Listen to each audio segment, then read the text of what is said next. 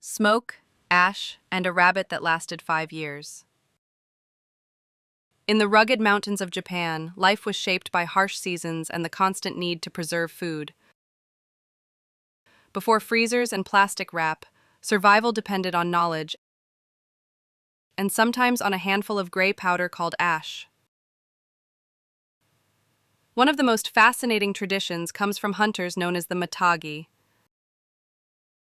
Imagine capturing a rabbit in winter, deep in snow-covered forests.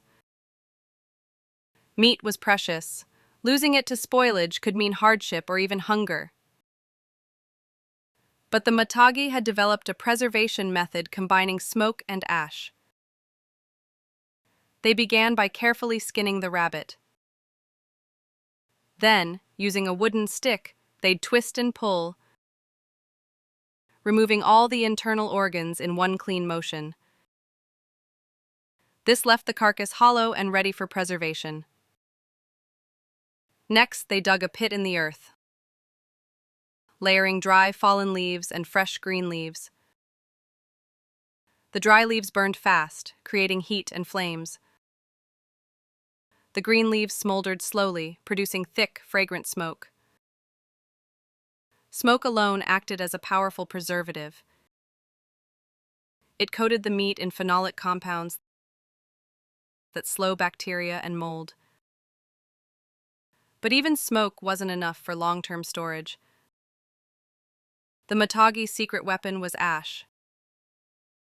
After smoking, they packed cool, fine ash into the rabbit's hollow body, and even into the mouth and ears.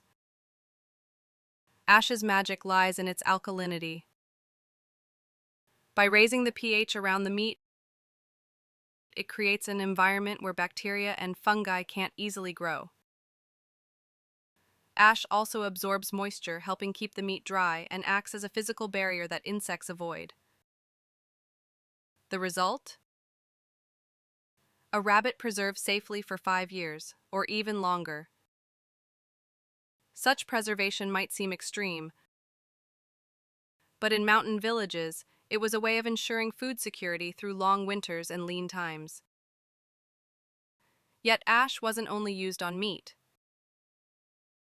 Along Japan's coast, people discovered another remarkable application: high wakame, or ash wakame. Fresh wakame seaweed is a brilliant green, but without treatment, it quickly turns brown and unappealing. Coastal communities learned to rinse wakame in water mixed with ash. The alkaline minerals in ash stabilized the chlorophyll, locking in its vibrant green color. This method not only preserved color but also acted as a mild disinfectant, making dried seaweed safer to store and eat. Such knowledge reflects how Japanese people understood chemistry long before modern science gave names to these processes. And there's more. Ash from cooking fires wasn't thrown away. It fertilized fields, cleaned utensils, and even played a role in dyeing cloth. In mountain life, nothing was wasted. Everything found its place in a great circle, where even waste became resource. Today, we marvel at technology.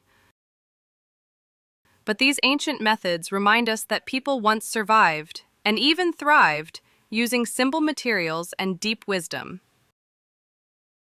A pile of gray ash held secrets of preservation, color, and protection. So perhaps the real question is, will we ever value such humble wisdom again?